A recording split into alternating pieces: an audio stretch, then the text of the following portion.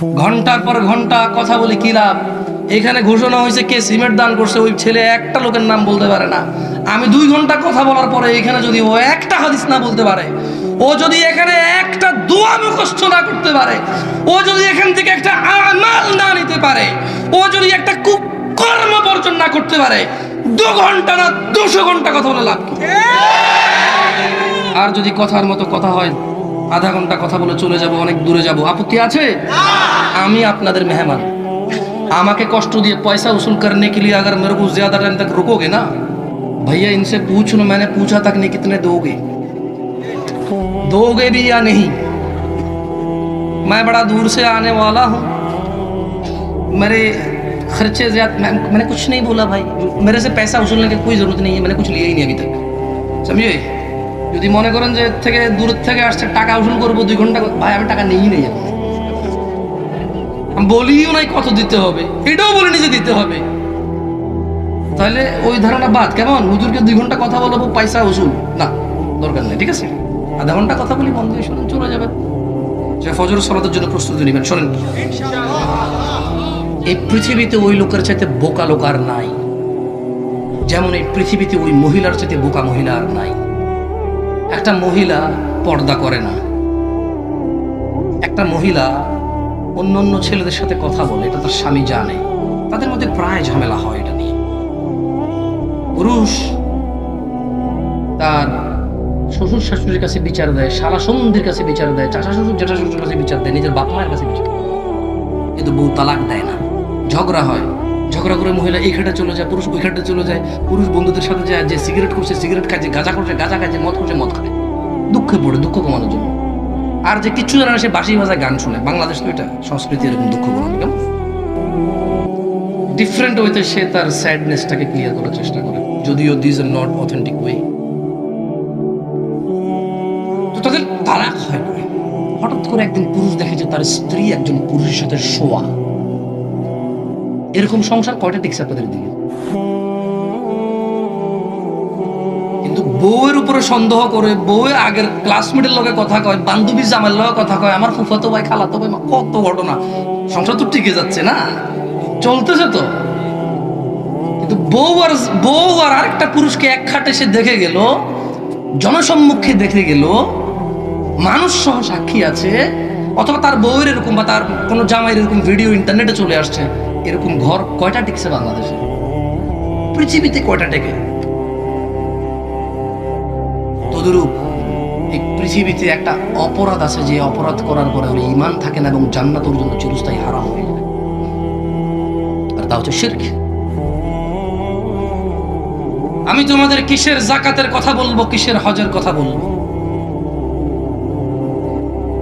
কি বলবো? এগুলো আমি তোমাদের ন্যায় পরায়ণতার কথা। তোমরা যিনি তোমাদেরকে বানাইছে তুচ্ছ পানি থেকে, তাকেই তোমরা ধোকা দাও, তাকেই আমরা ধোকা দেই। আর কিসের আমাদের ন্যায়?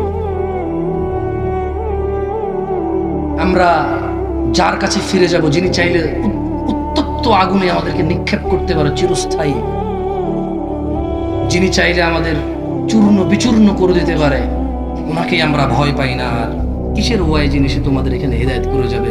কিসের আয়োজন করবে যে আয়োজনে তোমরা হেদায়েত হয়ে যাবে? ইত্তাকু রাব্বাকুম ইয়া নাস, তোমাদের প্রতিপালককে ভয় করো। শোনো, শিরক এই পৃথিবীর বড় অপরাধ, তোমরা এমন অপরাধে জড়িও না। ওয়াইদ ক্বালা লুকমান লিইবনিহি ওয়া হুয়া ইয়াইদুহু ইয়া বুনাইয়া লা তুশরিক বিল্লাহ ইন্নাশ শিরকা লাযুলমুন আযীম।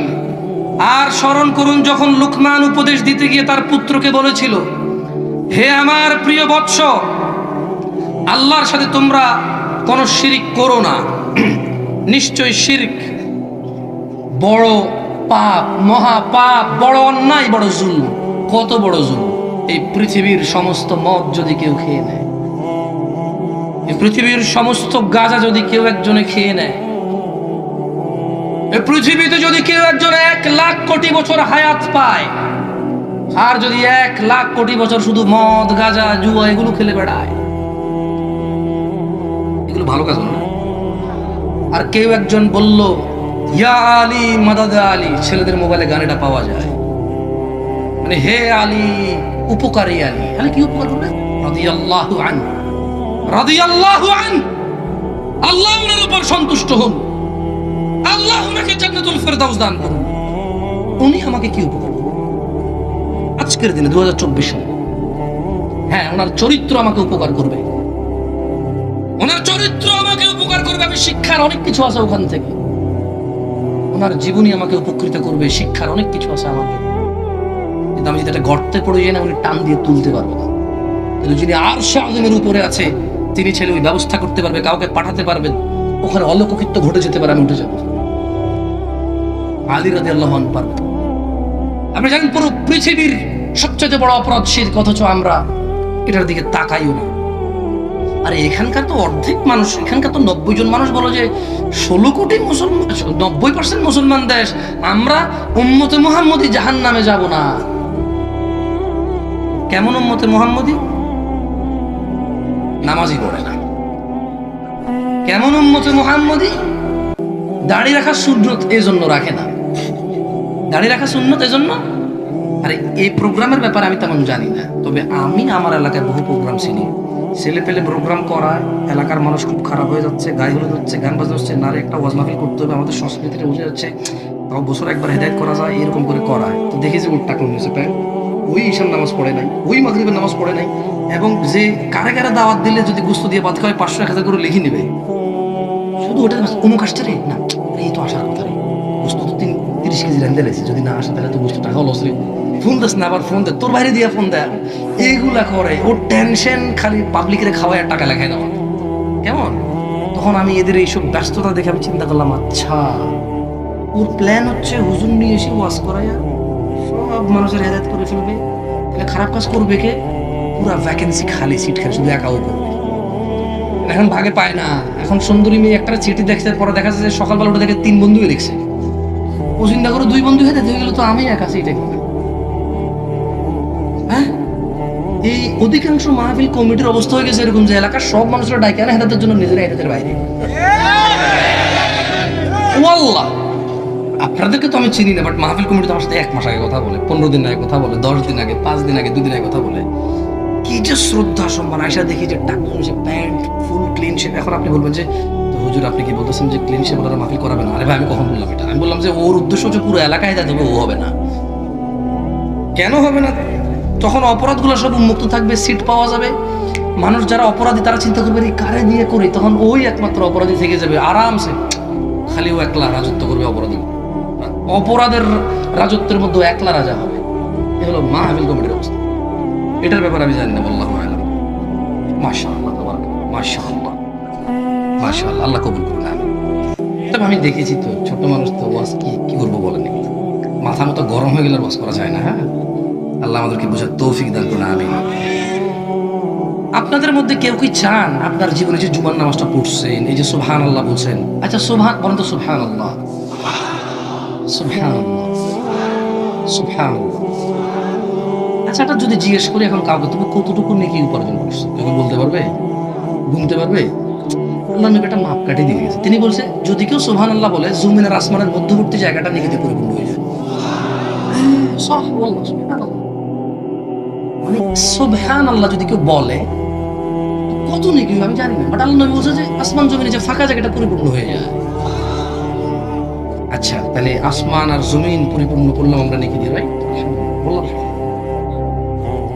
আলহামদুলিল্লাহ বললে কি হয় বলেন তো? আলহামদুলিল্লাহ, আলহামদুলিল্লাহ বললে তামলাউল মিজান, আখিরাতে যে মিজান থাকবে, আমাদের দাড়ি পাল্লা থাকবে না মাপার, এই আলহামদুলিল্লাহ শব্দ দাড়ি পাল্লাকে ভারী করে দেয়। কি করে দেয়? আলহামদুলিল্লাহ। তাহলে কত নেকি হয় আমি তো গুনতে পারি নাই, তবে এতটুকু বুঝছি আমার আমল নামা যদি আলহামদুলিল্লাহ লেখা থাকে, তাহলে এটা পাল্লায় দিলে এটা ভারী হয়ে যাবে। মানে আমার গুনাহের এগেইনস্টে বা আমার গুনাহের বিপরীতে আলহামদুলিল্লাহ শব্দটা ওজন থাকবে বেশি। তো কত গুনাহের বিপরীতে থাকবে ওজন বেশি? আল্লাহু আ'লাম। আমার মনে হয় কি, আসমান জমিন সম্পূর্ণ গুনাহ হলেও যদি ঈমান শিরিক না থাকে, ঈমান নিয়ে মারা যায় মানুষ, তাহলে ওই আলহামদুলিল্লাহ শব্দ ওর পাল্লাকে ভারী করে দেবে। বুঝতে পারছি? তাহলে এমন একটা অপরাধ, যে অপরাধ আমার এই আসমান, আমরা সুবহানাল্লাহ বলছি না, বলেন সুবহানাল্লাহ। তাহলে আসমান আর জমিন পরিপূর্ণ হয় নেকিতে একটা শব্দে। কেউ কি চান এতগুলো নেকি নষ্ট হয়ে যাক? হজ 4 লাখ, এখন কোনো 6-7 লাখ লাগে না, 6-7 লাখ লাগে এখন হজে।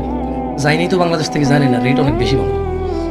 6 লাখ মিনিমাম না? তারপরে ওরে ভাই হাজিদের এক আল্লাহ, এই দেশের মানুষের কি হবে আর মুক্তি নাই। মুআল্লিমদের সাথে কথা বললে বোঝা যায় হাজি সাহেবদের যে কি রিকোয়ারমেন্ট। খাইতে দিয়েছে লেট হয়েছে কেন, উঠতে লেট হয়েছে কেন, আগে নিয়ে যায় কেন, একটু দূরে রাখছে কেন, কত যে কমপ্লেন। হজ করতে যায় শুধু মুআল্লিমরা গালাগালি করতে করতে হজ শেষ হয়ে যায়। ও আল্লাহ, আমি বলি যে হ্যাঁ কিছুদিন পর একটা সার্ভিস চালু করতে হবে যে आओ हमारे साथ मक्के में। तो क्या होंगे, हम क्या करेंगे, लोगों को रखेंगे, ऐसे अंगूर लेके खड़ा होंगे, तुम मक्के में जाओगे, ऐसे सोओगे और अंगूर खाओगे। भाई हम तुम्हारे लिए इतना कर देंगे और क्या, आओ हमारे साथ। पैसा कितना चाहिए, 12 लाख दे देना बस। 2 खादिम तुम्हारे आगे पीछे रहेंगे, तुम टॉयलेट पे जाओगे। अबे भाई और क्या बोल रहे हैं, হাজি হয়ে গেছে এরকম বিলাসিতার জায়গা। ও আল্লাহ, আমি নিজে দেখছি যে হাজি গালাগালি করতেছে। আমি দেখছি হজ করে এসে এক ওয়াক্ত নামাজও পড়ে নাই। He don't know the basic. সে বেসিকই জানে না ইসলামের। কি জানে না? বেসিক জানে না ইসলামের। ওয়াল্লাহি এই বেসিক জানে না ইসলামের। হজ ফরজ কার উপরে বলতো? আরে 5 ওয়াক্ত নামাজের উপর, তারপর তো সমর্থ। যে 5 ওয়াক্ত নামাজ পড়ে না তারপর ফরজ দিত না, তারপর ফরজ 5 ওয়াক্ত নামাজ পড়ে। বুঝিতে পারিনি বলো, মাথা মতো গরম হয়ে আসছে। আসে ও আচ্ছা একটা কথা বলি, মনে কষ্ট নিন না কেমন। এই ক্যামেরাগুলো সবাই দিকে ফেরানো না, আপনাদের পিছনের ক্যামেরা বন্ধ করেন। যারা যারা ঈশান নামাজ পড়ছেন মিথ্যা কথা বলেন না, আল্লাহর দিকে তাকায়। আমি তো কোনো নাম জানি না, না এই কেউ ক্যামেরা করবেন, ক্যামেরা বন্ধ করুন। ভাই আপনি শরম দিয়ে গেলে পরে আত্মহত্যা করে ফেলবো। আস্তাগফিরুল্লাহ। इतना आदमी के सामने मैं बेनमाजी ये पता चल गया लोगों को। আচ্ছা ক্যামেরা বন্ধ। সহ সহ যারা যারা ঈশান নামাজ পড়েন না, এই ক্যামেরা বন্ধ করো। তুমি বুঝো না কথা বাংলা ভাইয়া? ভাই আমানত রাখো, কথা কথা দিয়ে কথা রাখো, বন্ধ করবেন। যারা যারা আজকে ঈশান নামাজ পড়েন নাই তারা বসে থাকেন, যারা কষ্ট করে পড়ছেন তারা কষ্ট করে দাঁড়ান। প্লিজ যারা পড়ছেন শুধু তারাই দাঁড়ান, যারা পড়েন না বসিয়েন না। আল্লাহর দিকে বলি, আল্লাহর জন্য বলি। আমি বিশ্বাস পড়ছে, এখানে পড়ছে না? মাশাআল্লাহ, বসে বসে না, এভাবে যাচাই হবে না, এটা বাংলাদেশ। আমি সরল সহজ মনে বলে দিছি, এরা তো বিশ্বাসঘাতক করলো কেউ কেউ। হ্যাঁ আচ্ছা আচ্ছা আচ্ছা আচ্ছা ওকে। ফজরের নামাজ কে কে পড়ছেন শুধু তারা দাঁড়ান বাস।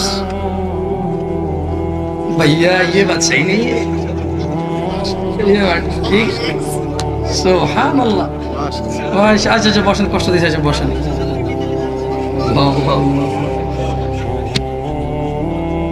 তো ভাই আমি যে মসজিদে যাবো, ওই মসজিদে 4 জন, ওরা কই? আমি বনশ্রী আজকে জুমার নামাজ পড়ছি, 5 তালা মসজিদের জায়গা না হইয়া অলি গলি আইডিয়াল স্কুল, তারপর হচ্ছে যে টয়লেটের সামনের জায়গা সব পরিপূর্ণ, ওখানে আমি ফজর নামাজ পড়ছি আজকে 4 কাতার। আর আজকে জুমা যত কাতার হয়েছে, ওটা কনস্ট্রাকশনের কাজ চলতেছে, তো অল্প একটু অংশ এমনি ওয়াল দেওয়া আইসিটিসি আছে, বাকি অংশ এখন ওপেন। তো কাতারগুলো তো ছোট, যেগুলো ওয়াক্তিয়া হয়। আজকে জুমায় যেটা হয়েছে আমার মনে হয় 200-300 কাতার কম হবে না, যদি ওই ফজরের কাতারকে যত বড় হতো চিন্তা করি। বাকি 194 কাতার গেল আমার দাওয়াতে চলে গেছে। আল্লাহ আমাদেরকে বুঝার তৌফিক দান করুন। তো আচ্ছা দিনী ভাইরা, যদি আপনি এমন একটা অপরাধে লিপ্ত হন যে অপরাধ করলে আপনার এই আসমান আর জমিন সমান পরিপূর্ণ নেকি নষ্ট হয়ে যাবে, আপনি এটা চাইবেন? আচ্ছা বাংলাদেশে কি মুসলমানরা শিরিক করে? কতজন করে? ওরে আল্লাহ, 99%। পরিসংখ্যান এটা করছে কি? হ্যাঁ, এইটা কি বিশ্বাসযোগ্য? আমি কি আপনার সূত্র দিকে ইনশাল্লাহ নিউজ টিউজে করতে পারবো, বলতে পারবো? আল্লাহ একটা পরিসংখ্যান করছে, বাংলাদেশ নিয়ে না, এ পুরো পৃথিবীবাসীর উপরে। কার উপরে? পৃথিবীবাসীর উপর আল্লাহ একটা জরিপ করছে। সুবহানাল্লাহ। ওনার জরিপ তো ভুল নাই না? সূরা ইউসুফে তিনি বলেছেন ওয়ামা ইউমিনু আকসারুহুম বিল্লাহ ইল্লা ওয়া হুম মুশরিকুন। তিনি বলছেন যে এই যে মানুষগুলা, এদের অধিকাংশ মানে 50 ভাগের বেশি ঈমান আনার পরে শিরিক করে। তাহলে এই শিরিক করা লোকগুলোর কি আমল থাকবে? থাকবে না দিনী ভাইয়েরা। আল্লাহ সুবহানাহু ওয়া তাআলা কোরআনুল কারীমে বলেছে, শোনো গাজীপুরের মানুষ, তোমরা আল্লাহর দিকে ধাবিত হও, তোমরা আল্লাহর সাথে অংশীদারিত্ব করে পৃথিবীর মহাপাপ রটনা করিও না। তিনি সুবহানাহু ওয়া তাআলা বলেছেন, ইন্নাল্লাহ, নিশ্চয়ই আল্লাহ, লা ইয়াগফির, ক্ষমা করবেন না, আন ইউশরিকা বিহি, যে উনার সাথে শিরিক করে, ওয়া ইয়াগফিরু মা দুনা যালিকা লিমান ইয়াশা, এই শিরিকের গুনাহ ব্যতীত উনার ইচ্ছা উনি যা খুশি তা ক্ষমা করে দেবেন। ওয়া মান ইউশরিক বিল্লাহ, আর তোমাদের মধ্যে যে আল্লাহর সাথে শিরিক করে, ফাকাদ ইফতারা ইসমান আযীমা, সেই তো পৃথিবীতে সব চাইতে বড় পাপ রটনা করে।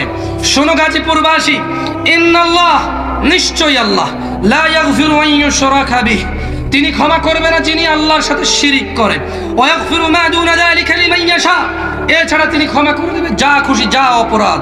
ওয়া মান ইউশরিক বিল্লাহ, আর যে আল্লাহর সাথে শিরিক করে, ফাকাদ দাল্লা দালালান বাঈদা, নিশ্চয়ই সে পৃথিবীর সবচেয়ে বড় পথভ্রষ্ট।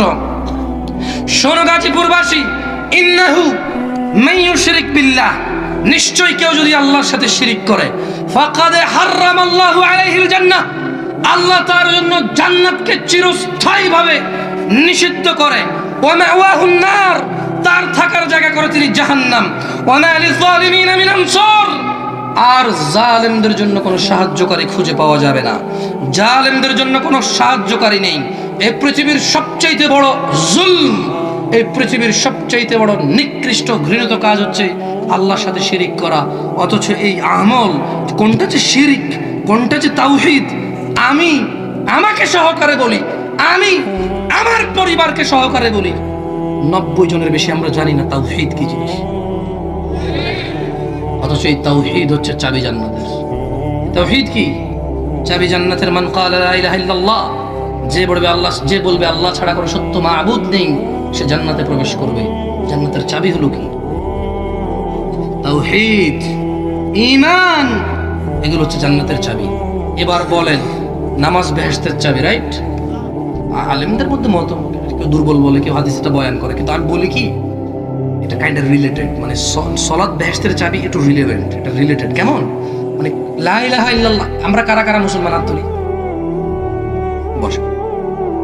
চাকরিজীবী কারা, তারা হাত তুলি? চাকরিজীবী সবাই না? আপনি যদি ডিউটিতে গিয়ে পাঞ্চ না করেন, আপনি কি ডিউটিতে উপস্থিত ছিলেন? ওই দিনের বেতন পাবেন? সিম্পল হিসেব। তো আমরা কারা কারা মুসলমান? এটা হচ্ছে আমরা জোহর থেকে আসর পর্যন্ত মুসলমান, যদি জোহরের নামাজ পড়ি। এরপর আমাদের মেয়াদ শেষ হয়ে যায়। আমাদের মেয়াদ কি হয়ে যায়? শেষ হয়ে যায়। যে আসর সালাত করে সে কন্টিনিউ করতে থাকে তার ঈমান, তার মুসলিমত্ব, তার ঈমান সে মাগরিব পর্যন্ত কন্টিনিউ করে। যে মাগরিবের সালাত পড়ে সে ঈশা পর্যন্ত কন্টিনিউ করে, যে ঈশার সালাত পড়ে সে ফজর পর্যন্ত মুসলমান হিসেবে গ্যারান্টি নেয় নিজের। মানে ডিউটিতে পাঞ্চ করে। কি করে ডিউটিতে? মানে ইয়া আল্লাহ, তোমার প্রতি আমার ঈমান মিথ্যা নয়। ইয়া আল্লাহ, তোমার প্রতি আমার ঈমান লোক দেখানো নয়। ইয়া আল্লাহ, তোমার প্রতি আমার ঈমান পৈতৃক সম্পত্তি নয়। ইয়া আল্লাহ, তোমার প্রতি আমার ঈমান আমার হৃদয় থেকে আমি তোমার কাছে আত্মসমর্পণ করেছি। তাই সে ফজরে যায়, জোহরে যায়, আসরে যায়, মাগরিবে যায়, ঈশা যায়, আবার ফজরে যায়। এভাবে সে মুসলিম কন্টিনিউয়াসলি থাকে, রাইট? একজন লোক যদি তার ডিউটিতে একদিন গেল না, 2 দিন গেল না, 5 দিন গেল না, মাসে 15 দিন খুবায়, 20 দিন খুবায়, তাহলে কি ওই কোম্পানি তাকে চাকরিতে রাখে? মুসলেকা দিয়ে ছাড়তে হয়। কি দিয়ে ছাড়তে হয়? মুসলেকা দিয়ে ছাড়তে হয়। তো ধরুন 30 দিনের মধ্যে আমরা সপ্তাহে 4 দিন আল্লাহর সাথে ডিউটি করে এসে নিজেকে মুসলিম বলাটা কতটুকু যুক্তিযুক্ত? আমি কাউকে অমুসলিম বলতে আসিনি এখানে, আমার কোনো লাভ নাই। আমি কাউকে কাফের বলতে আসিনি এখানে, আমার কোনো লাভ নাই। আপনারা আস্থা রাখেন, আপনাদেরকে কাফের, মুসলিম, মুশরিক, গুমবান, ভুল, খারাপ, আপনি নিকৃষ্ট, আপনি যখন, এর আমার কি লাভ? আপনাকে কে বানাইছে? উনি আপনার বেঁচে থাকা পছন্দ করেছেন। আমি কেন আপনাকে ঘৃণা করব? তিনি পরাক্রমশালী, প্রজ্ঞাময় আল্লাহ, সার্বভৌমত্ব যান। তিনি আপনার বেঁচে থাকা, নিঃশ্বাস নেওয়া, তিনি, ওনার ইচ্ছাই তো হচ্ছে নাকি? আমি আপনাকে কেমন অবহেলা করবো, ঘৃণা করবো, কেন তুচ্ছতাচ্ছিল্য করবো? ওয়াই? ইটস বিকজ আমি এখানে লেকচার দিচ্ছি, আপনি সত্য শ্রেণীর জন্য? নো, আমার দরকার কি ভাই? শুনেন, আপনাদেরকে আজকে একটা কথা বলি। যে আল্লাহ আপনাদের এই নিঃশ্বাস দিয়েছে, তিনি আপনাদেরকে কত বড় সুযোগ দিয়েছে এটা আমি বলবো। বলার আগে মুসলমান কে না, এটার একটা মাপকাঠি দিয়ে গেছে আল্লাহ নবী সাল্লাল্লাহু আলাইহি ওয়াসাল্লাম। কে দিয়ে গেছে? আল্লাহ নবী সাল্লাল্লাহু আলাইহি ওয়াসাল্লাম। আচ্ছা এটা কি কাগজ, এটা বলবো এই কলমটা এটা কি, এটা কি মাপকাঠি না জিনিসের মাপকাঠি তো, মানে আমার ব্রেইন আছে আমি বুঝছি এটা কাগজ, এটা কি কলম, এটা কি কলম, এটা কি কাগজ। আচ্ছা, পানি আর তেল আলাদা বোঝেন না? পেট্রোল পানি দুটা আলাদা বোঝেন না? মুসলমান কে মুসলমান কে মুসলমান এই কথা কে বলবে? মুসলমানের পরিচয় কে দিবে? আল্লাহ দিবে। যে কাকে উনি মুসলিম বলে, মুহাম্মদ সাল্লাল্লাহু আলাইহি ওয়াসাল্লাম দিবে কাকে উনি মুসলিম বলে। শোনেন একটা হাদিস বলে আমি বেশি দীর্ঘিত করবো না, কারণ এখানে সারাদিন বক্তব্য বলে লাভ নাই। আপনারা মুসলমান হন, আমিও মুসলমান হওয়ার চেষ্টা করি। আল্লাহ বাঁচালে পরে কখনো এসা মুসলিমদেরকে সৎ কাজের আদেশ অসৎ কাজের নিষেধ করে দিয়ে যাবে, কারণ তিনি সুবহানাহু ওয়া তাআলা বলেছেন ইয়া আইয়ুহাল্লাযীনা আমানু, হে তোমরা যারা ঈমান এনেছো, স্পেসিফিক করেছে, এটাকে একক আলাদা করেছে, মানুষকে বলে নাই, মুমিনকে বলেছে। আকিমিস সালাত, সালাত প্রতিষ্ঠিত করো। ইন্নাস সালাতা তানহা আনিল ফাহশাই ওয়াল মুনকার, নিশ্চয় নামাজ তোমাকে মন্দ কাজ থেকে বিরত রাখবে। এটা হচ্ছে ভালো হওয়ার একমাত্র চাবি। আসেন মুসলমান কে, আগে মুসলমান হই তারপর আমল করব ইনশাআল্লাহ, কেমন? আন সাঈদ ইবনে মুসাইয়িব আন্না রাসূলুল্লাহ সাল্লাল্লাহু আলাইহি ওয়াসাল্লাম قال, সাঈদ ইবনে মুসাইয়িব রাদিয়াল্লাহু আনহু থেকে বর্ণিত, তিনি বলেন রাসূল সাল্লাল্লাহু আলাইহি সাল্লাম বলেছেন বাইনানা ওয়া বাইনাল মুনাফিকিন, বাইনানা ওয়া বাইনাল মুনাফিকিন, বাইনানা ওয়া বাইনাল মুনাফিকিন। ও গাজীপুরবাসী, ও গাজীপুরের ধনী ও দরিদ্ররা, ও গাজীপুরের শিক্ষিত অশিক্ষিতরা, ও গাজীপুরের মহিলা ও পুরুষরা, ও গাজীপুরের সুস্থ অসুস্থরা, ও গাজীপুরের দাম্ভিক ও নিরীহরা, জেনে নাও তোমাদের ও আমাদের প্রিয় নবী মুস্তাফা সাল্লাল্লাহু আলাইহি সাল্লাম বলছেন বাইনানা মুসলমান ওয়া বাইনাল মুনাফিকিন, মিথ্যুক মুসলমান, মিথ্যা ঈমানের দাবিদার, বাইনানা সঠিক ঈমানের দাবিদার, সঠিক মুসলমান, ওয়া বাইনাল মুনাফিকিন মিথ্যুক মিথ্যা ঈমানের দাবিদার, বাইনানা ওয়া বাইনাল মুনাফিকিন শুহুদুল ইশা ওয়াস সুবহ লা ইস্তাতিউনাহুমা। ও গাজীপুরবাসী, আল্লাহর নবী বলে দিয়ে গেছে, ও মুসলমানরা তোমরা জেনে নাও নিশ্চয়ই মুনাফিক আর মুসলিমের মধ্যে, মানে যে লোকটা ঈশার নামাজ আর ফজরের নামাজে যায় ওটা হচ্ছে আসল মুসলমান, আর যে লোকটা ফজরে আর ঈশায় যায় না, মসজিদে নামাজ পড়ে না, ওটা হলো মুনাফিক। হ্যাঁ, এটা হলো মাপকাঠি। তাহলে মুনাফিকের মাপকাঠি হচ্ছে ফজর আর ঈশা। কি ফজর আর ঈশা? এই হাদিস থেকে পেলাম, বুঝে আসছে না? আসে নাই। মুনাফিককে যে ফজর থেকে ঈশা পর্যন্ত সালাত আদায় করে, আমি আপনাকে বলছি, এই ছেলে তোমাকে বলছি, বলিও না কালকে জামশেদ মজুমদার আলেম না অমুক তমুক ফতোয়া দিছে। আরে ভাই আমি ফতোয়া দিই নাই, হাদিস পড়ে শুনেছি, ফতোয়া তুমি দাও। যদি বলো যে হুজুর এটা কেমন কথা, মুস্তাদে আহমেদে হাদিসটি শুদ্ধ হিসেবে আসছে। হাদিসের বইয়ের নাম কি? সবাই আমার সাথে বলেন, এটা বইয়ের নাম শেখেন, আর এইভাবে তো শিখবেন। বলেন মুসনাদে আহমেদ, এটা একটা হাদিসের গ্রন্থ। এটা কি হাদিসের গ্রন্থ? আপনারা যারা সিয়াসিত্তা বলেন অথবা কুতুবে সিত্তা বলেন, এটার মধ্যে আসে। কেন না? না ভালো হয়েছে, ভালো হয়েছে, আলো কমে গেছে, ভালো হয়েছে, সুন্দর, মোবাইলের আলো বেশি দেখা যায়। ওকে, তাহলে মুসলমানকে যে ফজর থেকে ঈশায় যায়, বাইনা না মানে আল্লাহর নবীর উম্মত কে?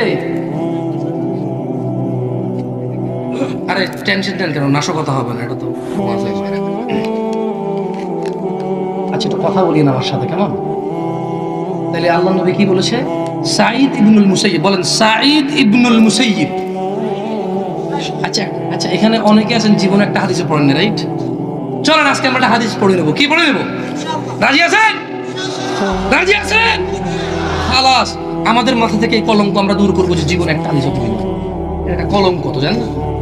এটা কি কলঙ্ক? এই যে মুসলিম কোনোদিন একটা হাদিস পড়ি না, এটা কলঙ্ক না?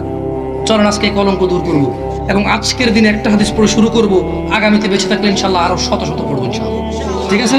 তাহলে আমার সাথে বলেন, আন সাঈদ ইবনুল মুসাইয়িব আন্না রাসূলুল্লাহ সাল্লাল্লাহু আলাইহি ওয়াসাল্লাম قال بيننا وبين المنافقين شهود العشاء والصبح لا يستطيعونهما অর্থটা একসাথে বলবো কেমন বল সাঈদ ইবনুল মুসাইয়িব রাদিয়াল্লাহু আনহু থেকে বর্ণিত তিনি বলেন রাসূল সাল্লাল্লাহু আলাইহি সাল্লাম বলেছেন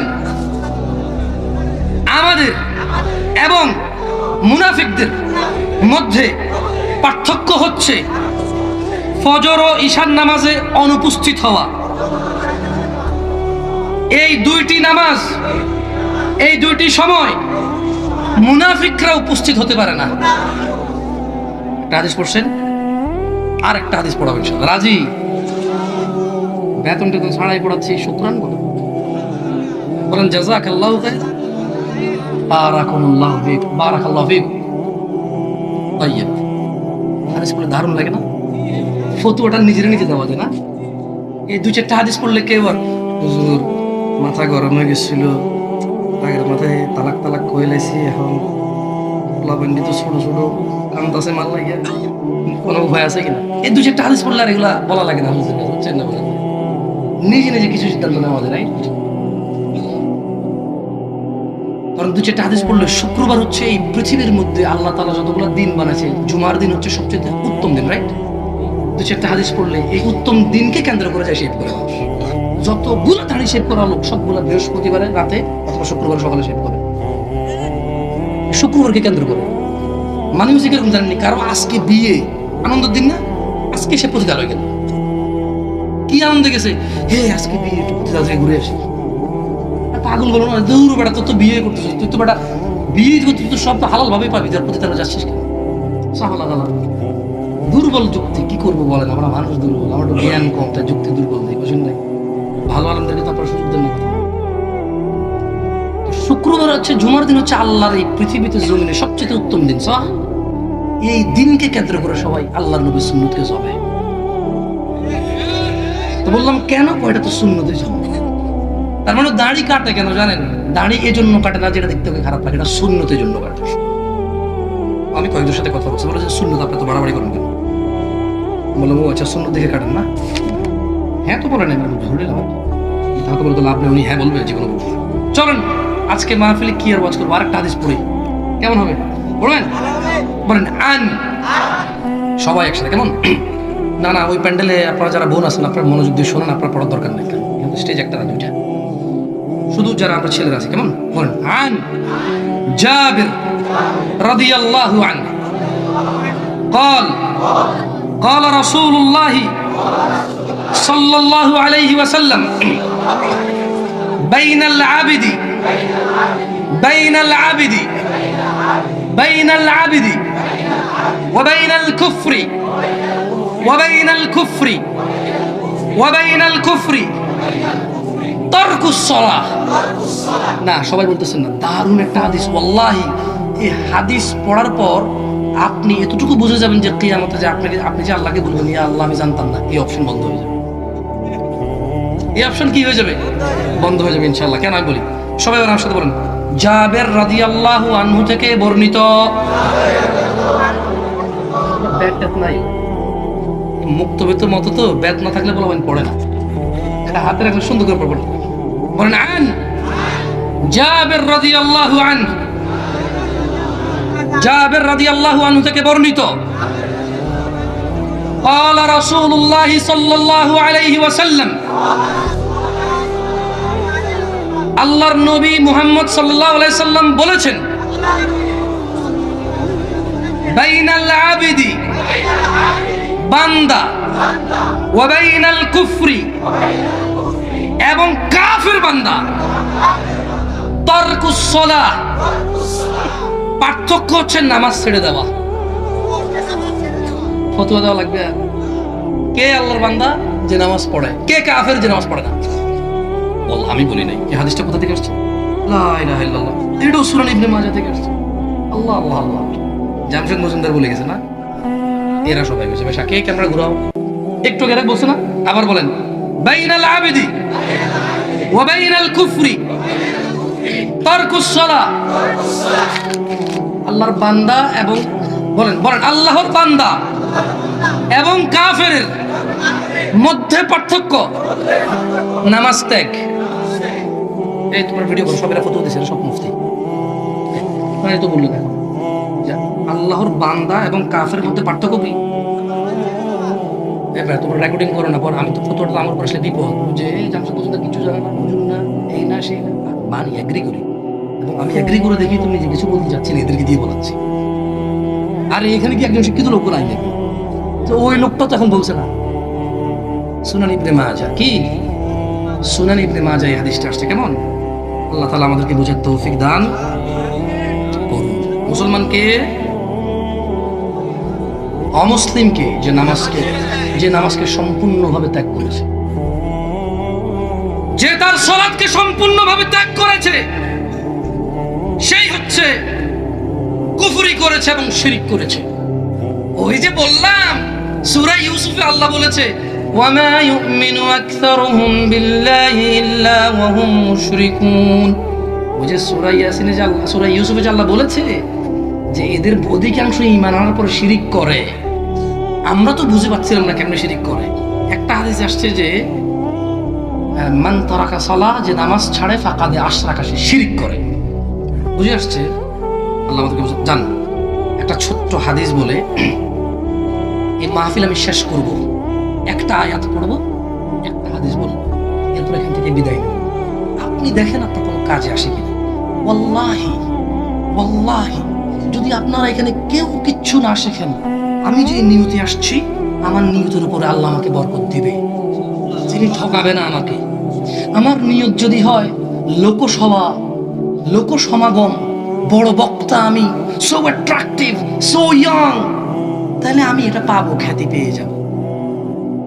আখিরাতে আল্লাহ আমাকে বলবে লুক, গ্রহণ করো স্বাদ। কিসের? আযাব আল হারিক, উত্তপ্ত আগুনের স্বাদ গ্রহণ করো। আমি বলবো ইয়া আল্লাহ, আমি তো মাহফিল করছি। আপনি বলবেন ইয়া আল্লাহ, আমি তো মাহফিল শুনছি। আল্লাহ বলবে তুমি মাহফিল করেছো, তুমি চেয়েছো তোমাকে বড় বক্তা বলতে। একটু স্মরণ করো তো, পুরো বাংলাদেশের ইন্টারনেট, তুমি কোথাও নামতে পারতাম, আপনি জামশেদ ভাই না, আপনি আরে আপনাকে তো নেট দেখি, আপনাকে একটু মোটা দেখা যায়, একটু একবার বাস। তোমাকে মানুষ কি বলে নাই তুমি ফকিরাপুর গেছো, তোমার বলছে আপনি জামশেদ ভাই না, তুমি বনশ্রী গেছো, আরে আপনি জামশেদ ভাই না, তুমি ওই যে কি বলে এটাকে, ঢাকার তো নাম জানি না ভাই, ঢাকা শহর অমুক তমুক জায়গায় গেছো, আরে আপনি জামশেদ ভাই না। হ্যাঁ ইয়া আল্লাহ, তুমি তো চেয়েছো, তা তোমাকে তো আমি পেয়েছি। তুমি যা চেয়েছো তাই পেয়েছো, আমি যা চেয়েছি তোমার কাছে তা আমি পাইনি, জাহান্নামে রাখবো যাও।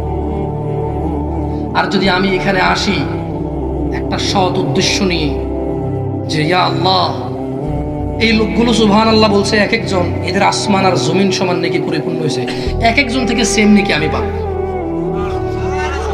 আমি সেদিন এই 1000 মানুষ, এই 500 মানুষ যারা আমি বলেছি সুবহানাল্লাহ বলেন, তারা সুবহানাল্লাহ বলছে, ইনশাআল্লাহ এই 1000 পরিপূর্ণ পাবো ইনশাআল্লাহ। 1000 পাবো। আমি যদি কাউকে কিছু শিখাবো, যদি পড়ে আমি সমান নাকি পাবো ইনশাআল্লাহ। খালাস, অঙ্ক একেবারে সহজ অঙ্ক। আমার লাভ কি? যদি আমি আসি বড় বক্তা হতে আমি পেয়ে যাবো। যদি আমি আসি এই লোকটাকে দিয়ে সুবহানাল্লাহ বলাবো, একবার ওকে শিখাই দেবো, উঠতে বসতে খাইতে উঠতে আস্তাগফিরুল্লাহ বলি, আলহামদুলিল্লাহ বলি, সুবহানাল্লাহ বলি, ইনশাআল্লাহ বলি। এরা যদি বলে কাউকে শিখায়, আল্লাহ আল্লাহ, সেদিন আমি সুবহানাল্লাহ বলছি, এই আসমান আর জমিন পরিপূর্ণ নাকি আমি দেখতে পাবো আমার। এরপর আমি দেখবো এরকম সমান সমান সেম সম পরিমাণে, কিরকম জানেন, 1 2 3 4 5 6 7। আমি আল্লাহ, আমি কি আল্লাহ বলবে যে তুমি যাদেরকে শিখাইছো তারা সবাই সুবহানাল্লাহ বলছে, তারা সম পরিমাণ নেকি পাইছে, সবার সম সম সম সম তুমি পেয়েছো। আমি ওটা পেয়ে যাবো ইনশাআল্লাহ যদি আমি ওই নিয়তে আসি। কেমন? সো আপনি কি শিখবেন, আপনি কি মানবেন, ওতে আমার পরবার কি আছে? এই মাহফিলে এই ছেলেগুলো দাঁড়ায় আছে, ওই শুট ভাই কেন পরোয়া করবে? এখানে ওরা দাঁড়িয়ে আছে, আমি কেন পরোয়া করবো? আমি ওদের কাছে কৃতজ্ঞ। কেন কৃতজ্ঞ জানেন? ও শুনতেছে আলহামদুলিল্লাহ। আমার মনে হয় আমাদের বক্তাদের আরো সংযত হওয়া উচিত। উনি যখন শুনবে, এই দোকানপাটে যারা আছে তারা যখন মনোযোগ দিয়ে শুনবে, তখন তো তারা বুঝবে যে না, ও বৈঠকের আদব হচ্ছে বসে শোনা। এবং ওই যে প্রথম হাদিস বললাম, যে ব্যক্তি জ্ঞান অর্জনের উদ্দেশ্যে পথ চলবে, আল্লাহ তার জান্নাতে পথ সহজ করবে। কোন জান্নাতটা জানেন? যে জান্নাতে মানুষ স্বর্ণ খচিত আসনে ভাবে হেলান দিয়ে বসেছে। কিসের আসনে বসবে? স্বর্ণ খচিত আসন। সেগুন গাছের সোফা বানানোর জন্যই তো সুদ ঘুষ খায়া কুল নাই। সেগুন গাছের সোফা বানানোর জন্য, সেগুন গাছের বক্স খাট বানানোর জন্য সুদ ঘুষ দুর্নীতি করে কুল কিনারা নাই। কি গাছের কাঠ? আর যেই লোক জান্নাতে প্রবেশ করবে সে স্বর্ণ খচিত আসনে বসবে আড্ডা দিতে। ইয়ানাস, যা হয়েছে হয়েছে, খালাস, আল্লাহি ইয়াকফি, আল্লাহি ইয়াকফি।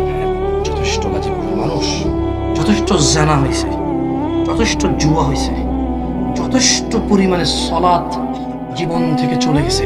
খালাস ইয়াকফিল আন, আজকে এখন যথেষ্ট করেন। তো ইয়া জামশেদ ভাই, আমার বয়স 45 বছর, এক তো পড়ি না জুয়ার নামাজ ছাড়া। জামশেদ ভাই, যদি যত মদ খাইছি যদি আজকের দিনে জমা করতে যাই, 1.5-2 টনের কম হবে না, আরো বেশি হতে পারে। জামশেদ ভাই, যত গাঁজা আমি খাইছি ওই টাকা যদি আমি এক জায়গায় জমা করতাম 3 তলা 5 তলা মসজিদ বিল্ডিং হইতে পারতো। জামশেদ ভাই কি করবো? খালাস ইয়াকফি নাস, মানুষ যথেষ্ট। তোমাদের রবের দিকে আসো। কত দারুণ রব! ইয়া আল্লাহ, ইয়া আল্লাহ, ইয়া আল্লাহ, ইয়া আল্লাহ। এদেশের সরকার তোমার ট্যাক্স, তোমার ভ্যাট নিয়ে ব্রিজ বানায়, কালভার্ট বানায়, আমরা সুনাম করি। সরকার আমাদেরকে বানা দিয়েছে আমাদের টাকায়। এবার চিন্তা করো, উনি এটা করেছে আমাদের টাকায়, তারপর আমরা এত সুনাম করি। কারণ যদি এটা না করে আরো বেশি দুর্নীতি হতো, আরো বেশি খেয়ে ফেলতো, তাহলে হয়তো আমরা একটুকু পাইতাম না, রাইট? আমরা কৃতজ্ঞ কিনা? এবার দেখো, আল্লাহ কিছুই চায় না। আল্লাহ কি চায় না? কিছুই চায় না। সুবহানাল্লাহ। এই গাজীপুরের যদি কারো কাছে 1000 কোটি টাকা নকল টাকা থাকে, কি টাকা? আর যদি কোন সরকার এসে বলে, খালাস, বাংলাদেশে যত মানুষের কাছে যত নকল টাকা আছে সব টাকা জমা দাও এবং ওয়াদা করে যাও আজকের পরে আর কখনো নকল টাকা বানাবা না, কার কাছে কত আছে দিয়ে যাও, সেম সেম আসল টাকা নিয়ে যাও। কার কাছে কত নকল টাকা আছে দিয়ে যাও, সেম সেম আসল টাকা দিয়ে দিচ্ছি, তবে শর্ত হচ্ছে আর কখনো নকল টাকা বানাতে পারবো না। কেউ কি এটা ছেড়ে দেবে? ছেড়ে দেবে? তবে শোনো গাজীপুরবাসী, আল্লাহর উদার আহ্বানের দিকে আসো।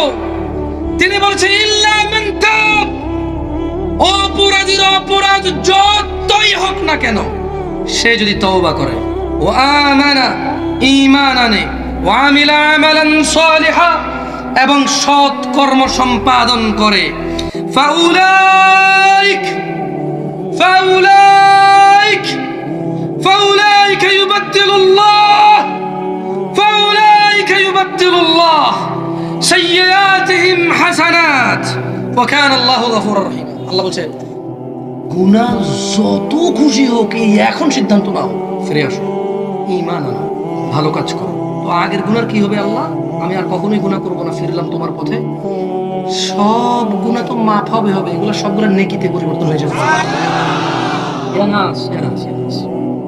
আমি আল্লাহি এত দয়ালু রবের আহ্বান যদি সাড়া না দাও, যে তোমার জিনা, ব্যভিচার, তোমার মদ, গাঁজা, জুয়া, তোমার দুনিয়ার প্রত্যেকটা ফালতু কাজ, তোমার বয়স 60 বছর, তোমার বয়স 35 বছর, তোমার বয়স 30 বছর, আল্লাহ তো তোমার বয়সই জিজ্ঞেস করে নাই। আল্লাহ তো তোমাকে গুনাহের লিমিটই এখানে দেয় নাই। এটা আমি আরেকটা হাদিস পড়ে এটা তোমাদেরকে বুঝাই দেব যে কতটুকু অপরাধ আল্লাহ ক্ষমা করে নেকিতে পরিবর্তন করবে। এটা একটা মাপকাঠি আছে। কি আছে? এটা আল্লাহ নবী দিয়ে গেছে মাপকাঠি। যেমনটা ওই যে মুসলমান আর মুনাফিকের মাপকাঠি কি? আরে কোন? ফজর থেকে এশা। আল্লাহর বান্দার কাফেরের পরিচয় কি? নামাজ ত্যাগ করা। এটা একটা মাপকাঠি না? এগুলো আল্লাহ নবী দিয়ে গেছে। এই যে এই আয়াতটা, যে ব্যক্তি তওবা করে ফিরে আসবে এবং ঈমান আনবে এবং আর এই খারাপ কাজ করবে না, ভালো কাজ করা শুরু করবে, ওর সমস্ত গুনাহ, এই যে পাল্লায় দিলে আসমান আর জমিন, পাহাড় পর্বত গুনাহ, এগুলো সব ওর বিরুদ্ধে যাওয়ার কথা, কিন্তু এগুলো সব ওর পক্ষে ভারী হয়ে যাবে। তোমরা কি এখনো আজকে থেকে ফজর সালাত শুরু করবা না? তোমাদের সিদ্ধান্ত। আল্লাহি তোমরা এবং আমরা এই পুরো পৃথিবীর জিন আর মানুষ মিলে যদি সবাই মিলে যদি নামাজ ছেড়ে দেই, আল্লাহ আল্লাহর কিচ্ছু যায় আসে না। আর এই পুরো পৃথিবীর সব মানুষ আর জিন মিলে যদি শুধু 24 ঘন্টা শুধু ইবাদতই করতে থাকি, নফল সালাত আদায় করতে থাকি, নফল রোজা রাখতে থাকি, আল্লাহর একটু বাড়বে না। আমরা যত বেশি ইবাদত করব বাড়বে আমাদের, আমরা যত বিরুদ্ধাচরণ করব কমবে, আল্লাহর কিছু কমবেও না বাড়বেও না। আজকের এই মাহফিলের সর্বশেষ হাদিসটা বলে আমি ইনশাল্লাহ বিদায় নেব আপনাদের থেকে। দেখেন এই হাদিসের পরে এটা আপনাদের কোনো কাজে আসে না। দেখেন কারণ কি, ওই যে একটা পথ লাগে, ফিরার কি লাগে, পথ লাগে, একটা পথ আছে। কার জন্য জানেন? যদি ফিরাউন মুসা আলাইহিস সালামের দাওয়াত গ্রহণ করতো, তারও কিন্তু আল্লাহ, ওমর ইবনে খাত্তাব রাদিয়াল্লাহু আনহু, আপনারা ঘটনা শোনেন না? আল্লাহ আল্লাহ দেখছেন, সুবহানাল্লাহ। কোনো ইস্যুই না ওয়াল্লাহি, যতক্ষণ মানুষ বেঁচে আছে এই আল্লাহর দেওয়া জীবনটা আল্লাহর সবচেয়ে বড় নেয়ামত। আমার একটা বন্ধু ছিল, বুঝছেন, বন্ধু কুষ্টিয়া বাড়ি ছিল, সৌদি আরবে পরিচিত সাথে কালো করে ছেলেটা, কি যে মায়াবী, কথাবার্তা খুব সুন্দর। কুষ্টিয়ার মানুষ আমার কথা এমনি শুনতো না, হ্যাঁ খুব মায়া কথা। ও একটা রেস্টুরেন্টে কাজ করতো, আমি একটা মসজিদের মুয়াজ্জিন ছিলাম। যখন মাগরিবের সালাতে আসতো, প্রথম 2-4-5 বছর ও বোঝে নাই যে আমি বাঙালি। আর ওরা দেখতে ইন্ডিয়ান কেরালা বা ইন্ডিয়ানদের মতো চিকন কালো, বাংলাদেশের মতো। আর আমি তো বাংলাদেশে ছিলাম না, কখনো আসিনি, আমি বুঝি না, আমি তখন মেজারমেন্ট করতে পারতাম না কার চেহারা দেখতে কেন।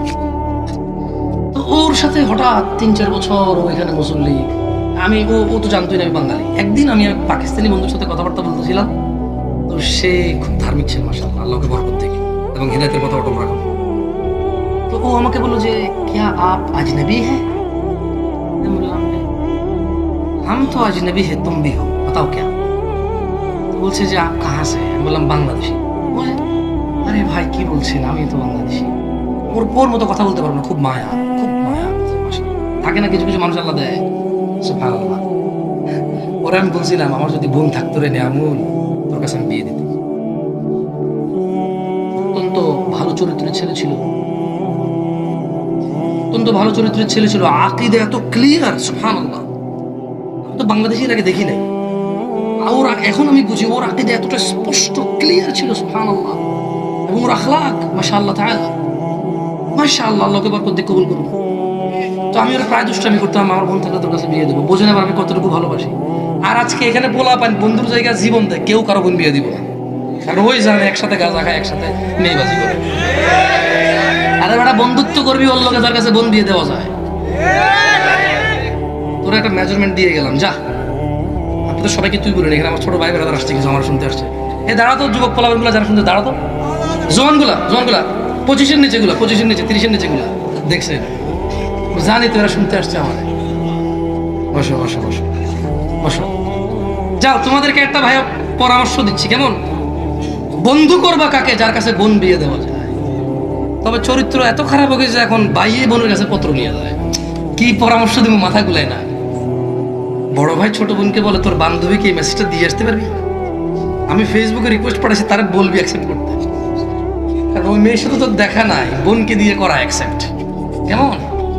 বোনের কাছে বলে যে তোর বান্ধবীকে আমার নাম্বার দিবি, অথবা বলবি যে আমার নাম্বারটা সেভ করে একটা কল দিব। যুগ এতটাই নিচে নামছে আমাদের।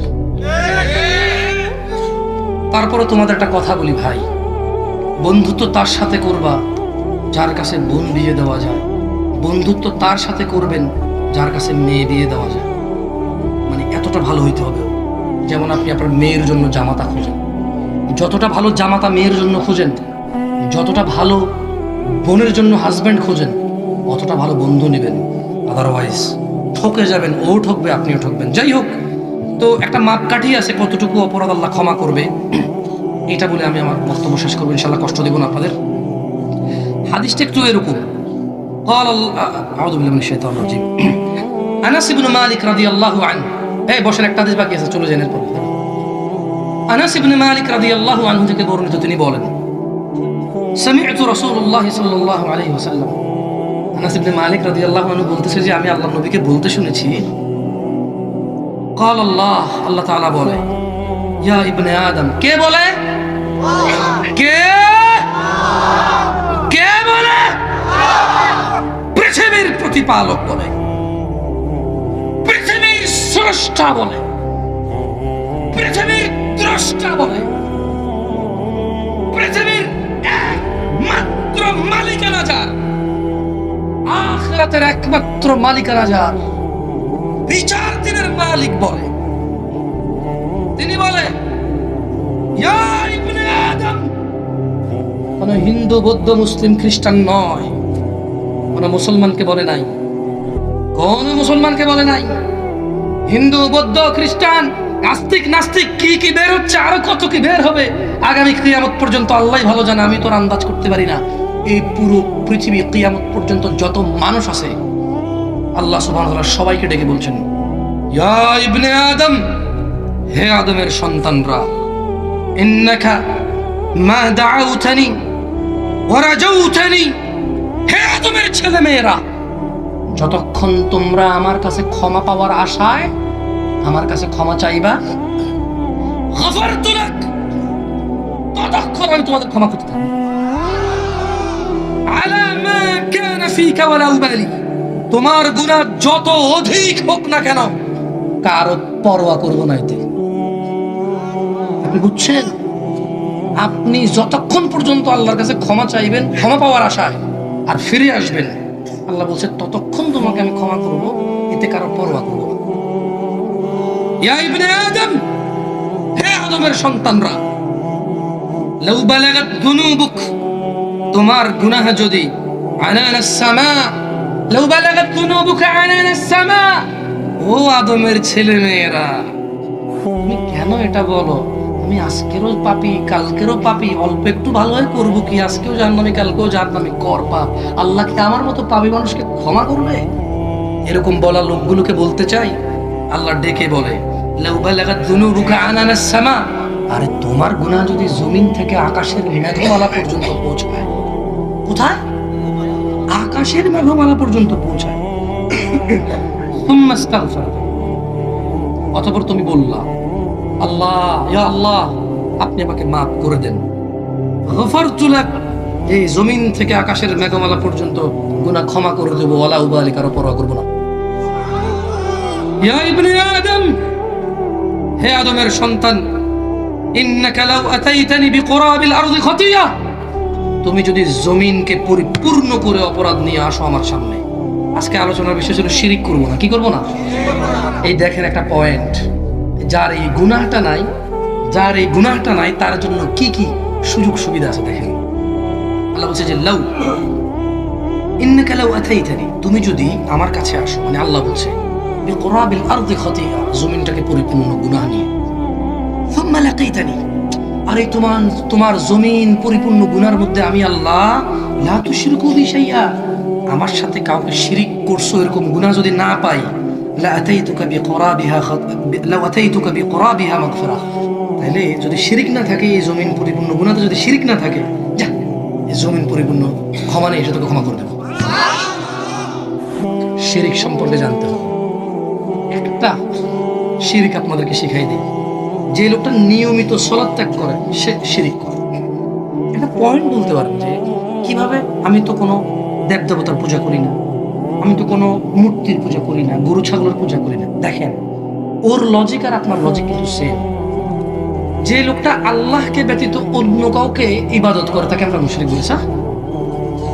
আপনি কিন্তু আল্লাহকে ইবাদত করেন নাই, অন্যকেও ইবাদত করেন না, কিন্তু আল্লাহকেও ইবাদত করেন না, তাহলে আপনি তো নিজের সত্তাকে নিজে ইবাদত করেন, নিজের মর্জিকে নিজে ইবাদত করেন, নিজের ইচ্ছার ইবাদত নিজে করেন, নিজের পছন্দের ইবাদত নিজে করেন, চাহিদার ইবাদত নিজে করেন, মন চাইছে পড়ছেন, মন চাইছে পড়েন নাই। আল্লাহ আমাদেরকে বোঝার তৌফিক দান করুন।